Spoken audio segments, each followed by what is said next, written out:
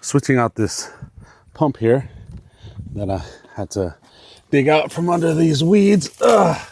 All of this should just be hand tightened. This pump is 5 years old, and it's starting to leak in places that I can't really replace. It's like we got this housing here, and it's just, I don't know, it's just falling apart. I am going to replace it, and hopefully it's not too labor intensive here. Let's unplug it. It's supposed to just be hand tightened. There you go. I think I might need this hose. This one should just also come right off. Okay. Oh, well, there it goes. Let's see here. It looks like they put a bunch of, I guess they ran out of, I didn't install this. This was years ago where I was like kind of afraid to even something like this, right? Had someone else install it. Instead of using Teflon, they used a tube of silicone caulking here. That's a mess. Grab my screw gun to untighten this. Okay, have my impact here. 5/16. Loosen that clamp. Physics, right? Raise the hose above the level of the water, and no more leak there. Screw this, I might need it. I've become a real fan of Evor over the years.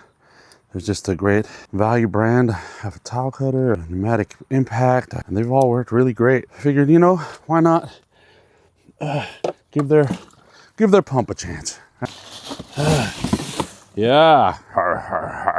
Comparison here. It's not that much bigger. It's just looks like the housing for the water filtration is bigger, but yeah, it actually looks almost a little more streamlined, but that's great. Always make sure just to hand tighten. Oh, I see.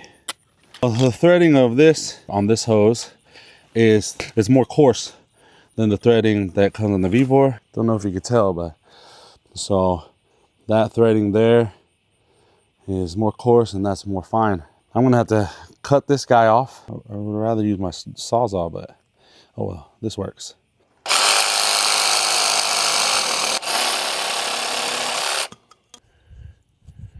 Nice and primed. Should work. Tight enough. Oh well, it'll work. Here.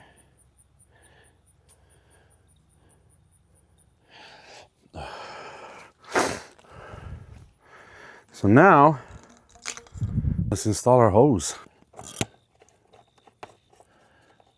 There we go. Put it into here. Our fitting. We'll clamp it. That makes more sense. Okay, now we gotta fill the pool up with water. The one thing I should mention is that it needs to be plugged into its own dedicated breaker. High enough, it's not where I want it to be, at least high enough to pump. Ready? And pump. Hey.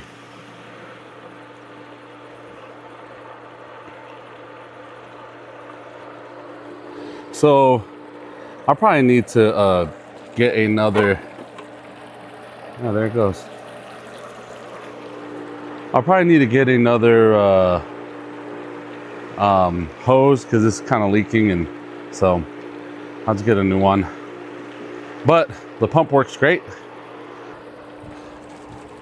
We're going. I need a new liner. But hey, what matters is that it's pumping. Yeah. Yes, sir. That's a beautiful sight to see. And we'll make a part 2 to show how we get this back to clear water.